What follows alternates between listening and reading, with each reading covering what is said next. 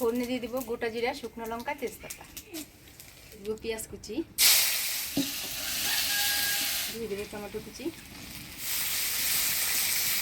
এবার দিয়ে দিব বাটা মশলা, ধনিয়া, জিরা, আদা, রাঁধুনি বাটা, পেঁয়াজ বাটা, লঙ্কা বাটা, দেবো হলুদ, লবণ দিয়ে ভালো করে নাড়াচাড়া করে নেব।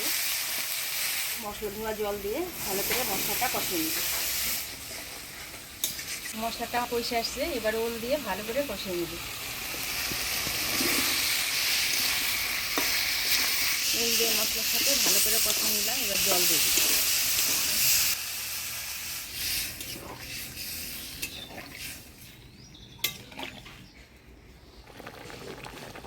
ঝোলও জাল হয়ে গেছে, ওলটাও সিদ্ধ হয়ে গেছে। এবার ভাজি রাখা মাছের মুগাগুলো দিয়ে দিই। সেন্ট যা সুন্দর বেরোচ্ছে না ঝোলের, খুব সুন্দর সেন্ট বেরোচ্ছে। এবার 2 মিনিট ঢাকা দিয়ে জাল দিয়ে নেব।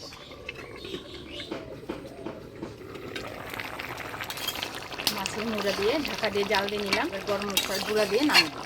গরম মশলার গুঁড়া, ওল দিয়ে মাছের মুড়া রান্না হয়ে গেলে এবার নামিয়ে নেব।